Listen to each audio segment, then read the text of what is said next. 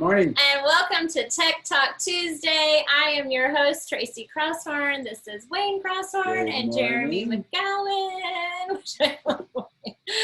Today is a special Tech Talk Tuesday because we have a birthday in the house. Wayne, happy birthday. Thank you. Very good. So if you see this guy today, give him big birthday wishes. So, IT is ever changing, and that's why we're doing these talks, to help support and educate you guys, our business community. So today we've got some fun stuff in store because who is overwhelmed by their passwords? I know I can be. Everybody is. Everybody is, because there's a password for virtually everything. And who can remember all that stuff? And I think some of us fall into the traps of some of the don'ts we had. So, Wayne, our first question, what are the top five don'ts when it comes to doing your passwords? Yeah, there's a lot of don'ts, and we see them all. One of the first ones, really important, don't duplicate. Don't have the same password for many of your sites. Yes, we've had that discussion. So, once one gets compromised, it's just going to make it that much easier to get to all the other ones. Don't use personal information. Don't use your company's name and maybe the year you were established. That's just, again, making it easy for the cyber criminals. These are some of the first things that they look at doing.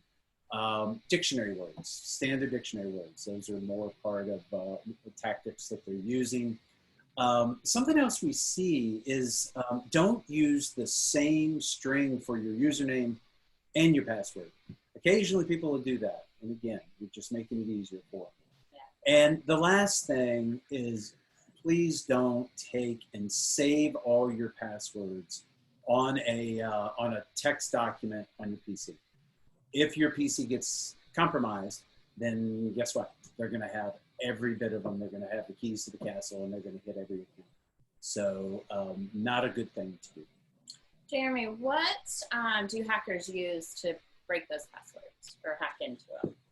Well, there is a lot of software out there that is made specifically to do just that. With a little bit of ingenuity and these software tools, they can be pretty successful. One thing that I'd like to point out is that a lot of times websites and whatever else will require you to use your email to reset your password. And so therefore, your email password, you always got to make sure is very secure and is changed on a regular basis.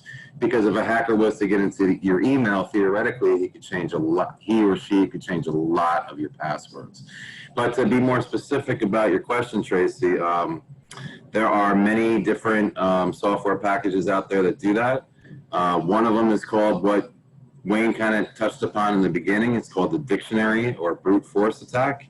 And what that does is it runs through variations of every word in the dictionary, or maybe many dictionaries. Could be foreign language dictionaries, could be the Bible, could be the Quran. Could be all types of words that are loaded into a software program, and then that software program just keeps sending different variations of passwords to try to compromise the account. That, combined with a little bit of ingenuity, a lot of people will say, what is that person's daughter's name? And what's the year of their birth? So people tend to use things that are easy for them to remember as their passwords, which we all understand, but unfortunately is the least secure way to really do so. We do recommend something like LastPass as a password manager as well. So I know we've talked about password managers before, but what things are important to look for when choosing a password manager? Yeah, we love having a password manager. It makes it easy for Tracy and I that we can share passwords. If she creates something new, I have access to it. Some of the things that we look for, where the passwords are stored. We prefer a cloud storage, a cloud vault. There are ones that will store on a PC. Some will store them just open text. Some will actually store them encrypted. The problem with having those stored on your PC, if you get ransomware and you don't have those anywhere, you have no access. Now, if they're in the cloud, you could go and access those from another PC. So having those in the cloud is a really a nice advantage to have. And you want something with a strong encryption. You know, standard in the industry is 256-bit AES standard encryption. So that is a must. But then going further and what businesses need, you know, when you think about a business, often you have individual passwords, but often you have passwords that are shared by multiple employees. And when you think about how to manage those passwords, a really good password manager will allow central admin rights so that when a site that has credentials for email that, or a site that is shared across many employees, it can be changed by one person and it's automatically shared out. There's no, you have to update this password to the newest, and then you got people who are trying to work off of old passwords, very inefficient. And in that light, good ones will also offer the ability to hide those passwords so that employees can't see them and write them down. So they're kept secret. It's just one central control. That's important. And that really, you want something that makes it easier to onboard and offboard employees. You know, onboarding, it makes it easy if you can just automatically share them into the Password Manager Vault. Offboarding, of course, because you want to, if you a disgruntled employee, you want to be able to lock them out. A couple other features. We like having a strength tester. You know, it's something that runs and checks all your passwords for the strength of them individually and also looks for duplicates. If you've got tens or even hundreds of passwords, that can be hard to do manually. So that's something that makes it real easy just to make sure that you do have good password practices. And then the last thing is find one that allows for two-factor authentication. It's a good thing to have for additional security. All right, so a couple of things I want to ask or chat about.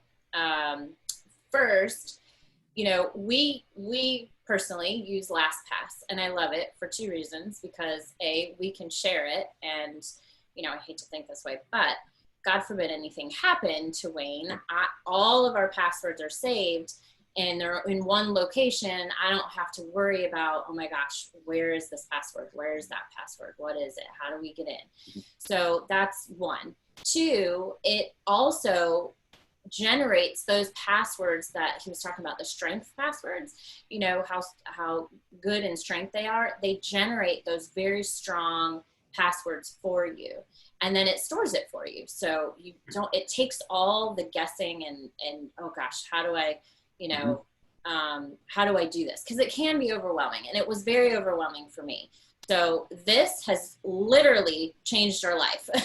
That's a really good point. I love doing that because when you have to set a new credentials and they say pick a password, there's an icon and you just click it and it generates one. And do you want to add this? And it automatically adds it to the vault. Yeah. And because it's cloud-based, it doesn't matter if I'm on my phone, my iPad, my computer, it pulls it all up no matter where I am. Now, as a Mac user, because of my other talents, I am Mac all the way across. And one thing Mac does well is their iCloud keychain. It is 256 AES encrypted. So, and this is really better for the individual, right? So, like my phone has the iCloud keychain. So if there's things, now let me clarify by saying I do have everything in the vault, but since we started LastPass, but before all I had was the iCloud keychain, and that does a great job because if you're a Mac user and you have a Mac and an iPhone and an iPad like I do, it talks to all three, and it is cloud-based as well. Yeah. So maybe not as much for a business with all the employee controls and things of that nature, but for an individual. For an individual business owner, it's a great option. So Jeremy, Wayne just hit on the multi-factor, two-factor Say that 3 times fast. Say that 3 times fast. Authentication, and when should people use it? As often as possible, especially things with like banking or, you know, anything that really needs to be secured. We actually, Team Logic, use it for a lot of our core applications. As an MSP, we have a responsibility to practice good password management and security. But two-factor or two-factor authentication basically is a method where your identity is then verified through a second mean, say an email verification code, a text code that's sent to your phone, or maybe an app that you have on your phone. Back in the days, many customers may remember banks would give a fob, a cryptographic fob, that would generate a random number every 30 seconds. And after the user would punch in their username and password, they'd have to enter that code.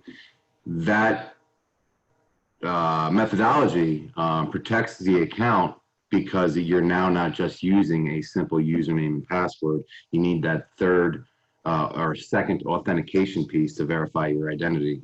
And without that phone, that email, that code, or whatever that is, a hacker is unable to get in. So multi-factor authentication has really increased the security for our accounts, but has also become more of a widespread thing and is becoming the norm.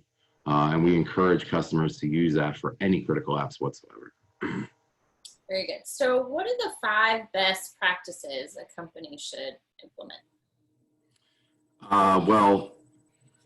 For password policies, well, we have quite a few. The first one is that it should be a minimum of 8 to 10 characters.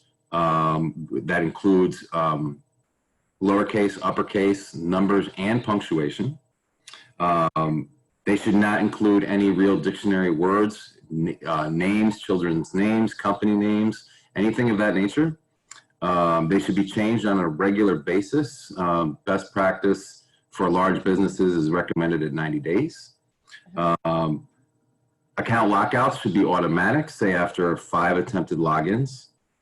If that user is unable to authenticate, they should be locked out for maybe 30 minutes, maybe an hour, depending upon the company and their policy. They can decide that, but it is always a good idea.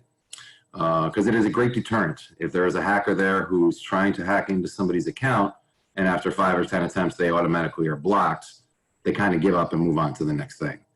So that's a good deterrent. Then again, also there's the multi-factor authentication, which we just touched upon, which is great.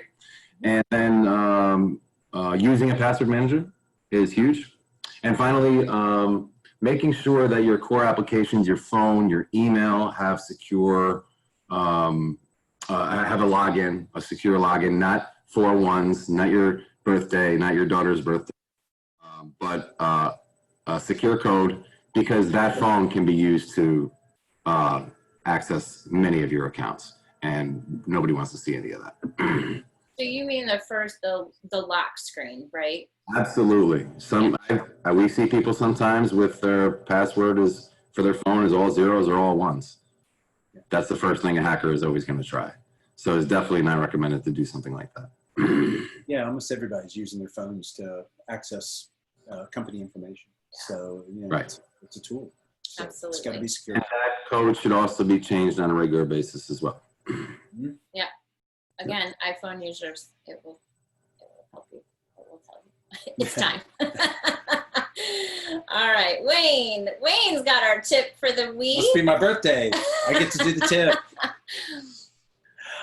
Yeah, so, you know, as we all know, there's tons of keyboard shortcuts that are out there. And I want to just share some of the ones that I've found recently that really helpful to me. One of them is the Control-Shift T for tabs. So often we've all done this where we close out a tab and, oh man, I didn't want to do that. You can hit that and it'll bring that tab right back. Oh, that's good. So that's a neat little one that I found. Another one is, you know, Control-Z is like the ultimate undo. We all know you can use it to undo typing, but it'll undo deleted and move files, things of that nature. So it really is powerful. And then the Control-Y is the redo. Okay. okay, I deleted this, I brought it back. Yeah, I really need to delete it. You can Control Y and put it back there again. The other thing I found was, you know, a lot of us are watching YouTube videos these days, and there are a lot of keyboard shortcuts with YouTube. You can hit a K for pause, the J, and I remember by jump back 10 seconds. So if you want to go back, you can just hit the J key and do that. L is leap forward 10 seconds. And M is mute. So those are really quick keystrokes to really help you go through the YouTube videos that we're all watching. Have you shared those with the kids? They watch. I'd rather them not watching them, to be honest. But oh, goodness. Well, my tip for today is not actually a marketing tip. I am going to come at you with a health tip today. I started a new health journey. And one of the things that is very important, and I think sometimes we all take it for granted, is our water intake. And for those of you who don't know, you should be drinking half your body weight in water. So I know we all avoid the scale whenever possible, but hop on it, see what you weigh, and then start drinking half your weight in body water. in ounces. Or in ounces. Sorry. Okay. Half your weight in ounces. So I have found that this past week it has made a huge difference. And I'm hoping that it makes a good difference to you. Now, I know that I have to drink, and I'm not going to tell you how many ounces because that'll give away how much I weigh, but I have found that it's hard. It's not easy to drink that many ounces a day. So you got to chug it. You got to just take some time and just chug, chug, chug, and then, you know, sip on it through the rest of the day. So we hope you guys have a great Tuesday. Any questions? Oh, Were there any sorry, questions? forgot about the questions. Nope, no questions for today, but you can always reach us with questions. They don't always have to do with cybersecurity. You can talk about anything IT, any IT question you have. Just drop a comment and we will get to you, but. And if I can make one point, Sure. A comment would be great. Anything you'd like us to cover in the future? You know, if there's a particular thing. Oh, and next week. Oh yeah, well, I was getting to that. Oh, you were? I'm sorry. I guess I jumped the gun. Well, maybe I wasn't because I was getting ready to. Anyway, next week we are talking about what? We're going to talk about all about purchasing PCs and what are things to consider. You know, there's some complexities. There's obviously tons of choices out there, but also as more and more stuff is migrating to the cloud, it's changing what our requirements are for processing power in a PC. So we're going to delve into that a little bit. Plus, but y'all might have students going off to college and they might need a PC to go with them. So this might be a good one for those parents who have college students to tune in. So we are excited you joined us today. Thank you so much. Have a fabulous week. Happy birthday. Thank you. And we'll see you guys next Tuesday. Take care. Bye now.